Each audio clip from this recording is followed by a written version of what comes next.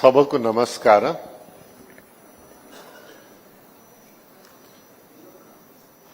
ఇన్ని మాటలు వినిన తర్వాత ఎక్కడ ప్రారంభించాలో నాకే డౌట్గా ఉంది.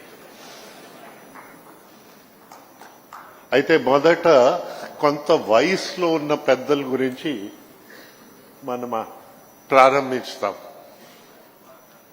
అయ్యన్న పాత్రుడు గారు, నాకు తెల్ల వెంట్రుకలు, ఆయనకి వెంట్రుకలే లేదు.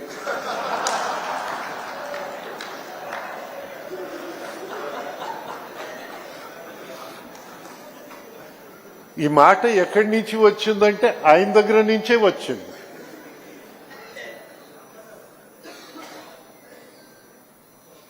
ఆనాడు కేంద్ర మంత్రిగా పోలవరం ఫౌండేషన్ వేసేటప్పుడు నేను చెప్పాను, నేను చిన్నప్పటి నుంచి పోలవరం వింటా వచ్చాం.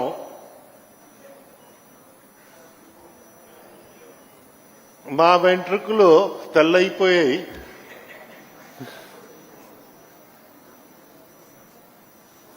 అట్లీస్ట్ ఇప్పుడైనా పోలవరానికి ఫౌండేషన్ అవుతుంది ఒక ఆశ.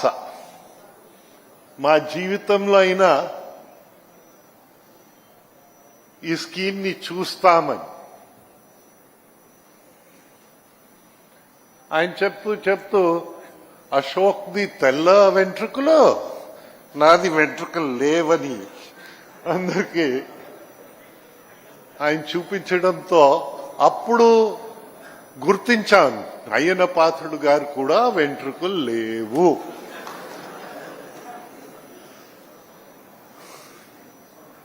అయితే మధ్యలో కాస్త నిరుత్సాహం అయ్యింది. దాని గురించి మాట్లాడక్కర్లేదు. మళ్ళీ ఉత్సాహం వచ్చింది. మళ్ళీ ఆ ఉత్సాహంతో చిగిరింది ఆశ. మన జీవితంలో దీన్ని చూడగలుగుతామని. ఆంధ్ర రాష్ట్రం ఒకటే కాదు, భారతదేశం చూడగలుగుతుందని ఆ ఆశ ఉంది.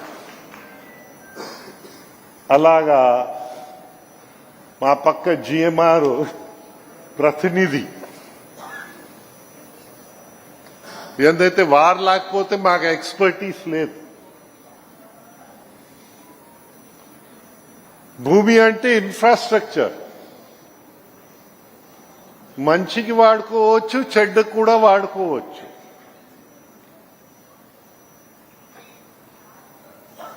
కేపబుల్ ఆర్గనైజేషన్ మనకు కావాలి. డెలివర్ చేయగలిగిన ఆర్గనైజేషన్ మనకు కావాలి. అయితే ఉత్తరాంధ్ర అదృష్టాలు చాలా ఉన్నాయి. ఒకటి, మొదట చెప్పాలంటే ఏవియేషన్ లో ఈ ఉత్తరాంధ్రలో పుట్టిన అల్లూరి సీతారామరాజు జన్మించిన ఊరు పాండ్రంగి. ఆ మహానుభావుడు పేరుతో ఒక ఎయిర్పోర్ట్ ఇక్కడ తయారవుతుందంటే ఏదైతే జీవితం కంటే ఎక్కువ త్యాగం ఎవరు చెయ్యలేరు. అలాంటి మహానుభావుడు పేరు మనం తీసుకురాగలిగామంటే భావి తరాలకి ఒక సందేశం ఇవ్వడానికి ప్రయత్నం అది. వారు రావడం ముందన ఎక్స్పర్టీస్ ని ముందు పెట్టడంతో నాకు ఇంకొక విషయం గుర్తొచ్చింది. నేను ఏవియేషన్ మినిస్టర్ గా నరేంద్ర మోదీ గారు ప్రధానమంత్రిగా ఆ రోజు భారతదేశాన్ని ఐకాల్ అంటే యుఎన్ అంతర్జాతీయ వ్యవస్థలో ఫాస్టెస్ట్ గ్రోయింగ్ ఏవియేషన్ సెంటర్ అని మన భారతదేశానికి రిప్రజెంట్ చేయగలిగాము. మాంట్రియల్లో మన దేశ జెండాని గౌరవంగా ఎగిరించే అవకాశం నాకు లేదు. అంటే ఒక ఒలింపిక్ ఛాంపియన్ గా భారతదేశ ఫ్లాగ్ ని అలాంటి పెద్దలు నరేంద్ర మోదీ నాయకత్వంలో అయితే రాజకీయ పార్టీ నుంచి రాజీనామా చేయవచ్చు. గవర్నర్లు రాజీనామా చేసి బయట రావాలి. నేను కూడా రాజీనామా చేసి వచ్చేస్తాను. కానీ కుటుంబాల నుంచి రాజీనామా చేయలేదు.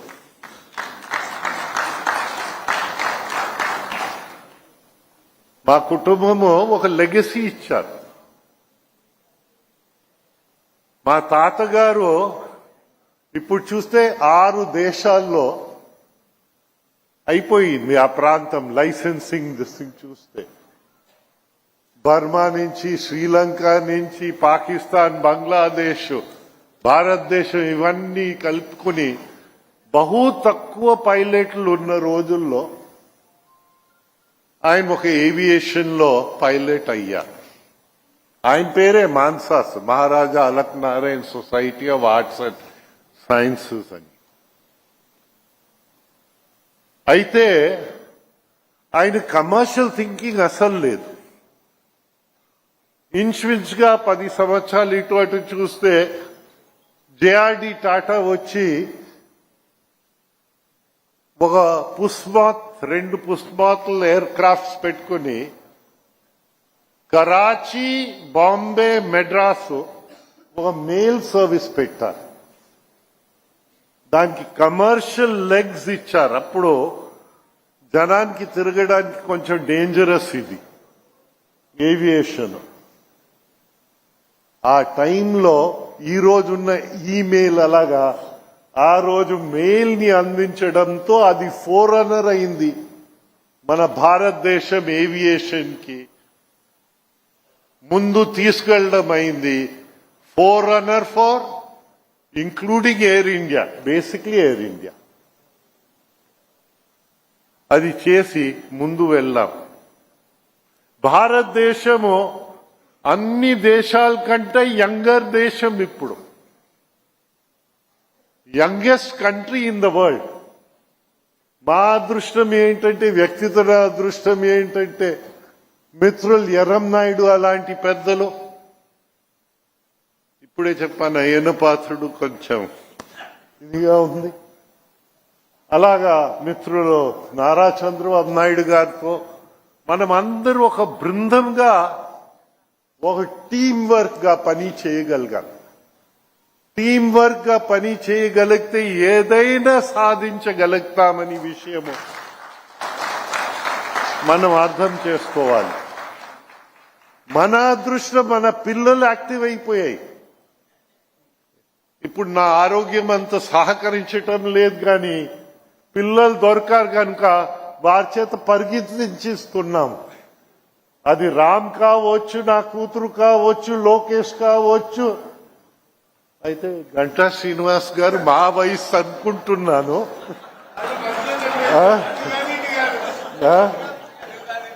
ఆ నల్ల వెంట్రుకలు కనిపించేసరికి కానీ ఆయన సహకారం కూడా మా టీంలో ఆయన కూడా రావడం, ఇక్కడ ముందర కూడా చాలా మంది ఉండడము మాకైతే సంతృప్తిగా కలుగుతా ఉంది. జిఎంఆర్ ఆ ఎక్స్పర్టీస్ ని ఎంత తొందరగా తీసుకురాగలిగితే, అయితే కొందరు అన్నారు కొంచెం ఆలస్యంగా కోస్తా జిల్లా నుంచి వెళ్ళిన వాళ్ళు ఆలస్యంగా వచ్చారు. కాదు నాయన, వారు వచ్చి ఎక్కడైనా మానవుడు పని చేస్తే కొన్ని తప్పులు జరుగుతాయి. ఆ తప్పుల నుంచి నేర్చుకుంటారు. అక్కడ నేర్చుకున్న తప్పులు మన దగ్గర జరగదని విషయము, ఆ నమ్మకము మా లాంటి సంస్థల్లో ఇంకా సెల్ఫ్ ఏమంటారు కాన్ఫిడెన్స్ ని పెంచుతుందని విషయము మీకు అందరికీ మనం చేస్తా ఉన్నాం. ఇతరులు కష్టపడతారు, వారి క్రెడిట్ లో మేము దూకుతాం భాగస్వాములు అవ్వడానికి. ఇప్పుడు మా ఓల్డ్ స్టూడెంట్ అని ఆయన అన్నారు, అంతవరకు నాకు కూడా తెలియదు. వారు శ్రమిస్తారు, వారి క్రెడిట్ లో మేము కూడా భాగస్వాములుగా తీసుకుంటామని విషయము మీకు మనవి చేస్తా ఉన్నా. అయితే మన ఆంధ్రాలో ఒక విధంగా చెప్పాలంటే ఒక జబ్బు ఉంది. సుదీర్ఘ నిద్రలో వెళ్ళిపోతుంటుంటాం. ఆ సుదీర్ఘ నిద్రలో వెళ్ళకంట మన పిల్లలందరినీ మనం పరిగెత్తించుకుంటూ మనమందరు కలిసికట్టుగా ప్రోత్సహిస్తూ మంచి పనుల కోసం సహకరిస్తూ వారిని ముందు తీసుకెళ్ళాలి. అప్పుడు తెలుగు వాళ్ళని ఎవరు వెనక ఉంచుకోలేరు. ఇప్పుడు సదర్న్ ఆంధ్రప్రదేశ్కి వెళ్తే ఇస్రో ఉంది. స్పేస్ లో బహుశా ఇస్రో నుంచి వారు ఘనకార్యాలు ప్రపంచమంతా భారతదేశానికి మంచి పేర్లు. సదర్న్ ఆంధ్రప్రదేశ్ నుంచి అక్కడ వస్తే ఉత్తర కోస్తా జిల్లాల నుంచి మన జిఎంఆర్ మాన్సాస్ ట్రస్ట్ కలిసి దాంతో ఆగకూడదు, ఇతరులు యూనివర్సిటీలో తీసుకురావడానికి, ఇతర ఎడ్యుకేషనల్ ఇన్స్టిట్యూషన్స్ తీసుకురావడానికి వారందరు సహకరించి ఇక్కడ ఒక ఈకో సిస్టమ్ ని బిల్డప్ చేస్తే ఇంకా ఉత్తర కోస్తా జిల్లాల్ని ఎవరు వెనక ఉంచలేరని విషయము మీకు అందరికీ మనం చేస్తా ఉన్నాం. మా ఫాదరు ఎడ్యుకేషన్ కోసం కొంచెం కష్టపడ్డాడు. కష్టపడి ఆయన జీవితంలో నిరక్షరాస్యత వదిలించలేని రాష్ట్రంగా ఆయన కాలం గడిపేస్తారు. మనము ఎడ్యుకేషన్ ని పెంచుతూ తీసుకొచ్చి ఇంకా ఆంధ్రప్రదేశ్ గట్టు ఎక్కుతున్న కాలంలో కొంత రివర్స్ గేర్ మళ్ళీ కొట్టాం. నేనైతే ఆశ్చర్యపడ్డాను. 14 లక్షల మంది పిల్లలకి బడి లేకుండా చేసిన రాష్ట్రము మన రాష్ట్రం. ఆ బాధ నుంచి బయటపడే ఛాలెంజ్ లోకేష్ తీసుకున్నా. మళ్ళీ ఆ లోటు భర్తీ చేయడం, ముందు వెళ్ళడం. అయితే నా వ్యక్తిగత అదృష్టం, మోదీ గారు నాకు గోవా గవర్నర్ గా ఇచ్చేస్తారు. 100% లిటరేట్ స్టేట్, షార్ట్ కట్ అన్నమాట. 100% లిటరేట్ స్టేట్ గోవా. అయ్యా, ఆంధ్రప్రదేశ్ 100% లిటరేట్ స్టేట్ రావాలా? ఎంత టైం? లోకేష్ గారు ఈరోజు మీ అందరి ముందని అన్నారు, 3 సంవత్సరాల్లో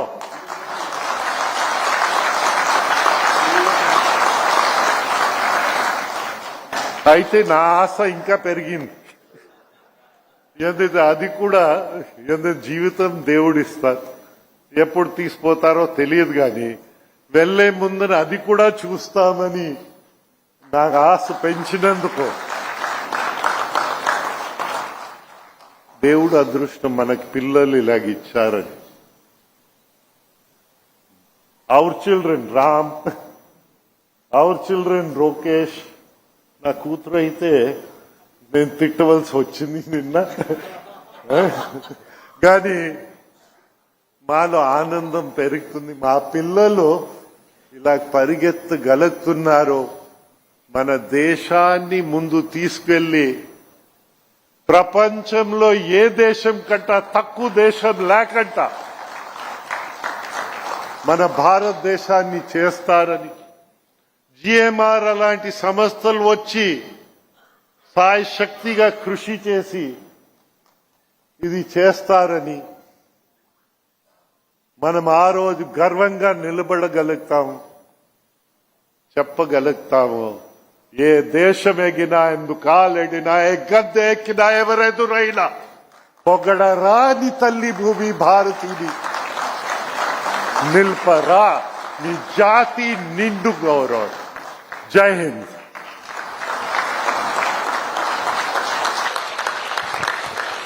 ధన్యవాదాలు సార్. ఆయురారోగ్యాలతో భగవంతుడు మిమ్మల్ని 10 కాలాలు చల్లగా చూడాలి. మీ వంటి వారి ఆశీస్సులతో మా తరం ముందుకు నడవాలి.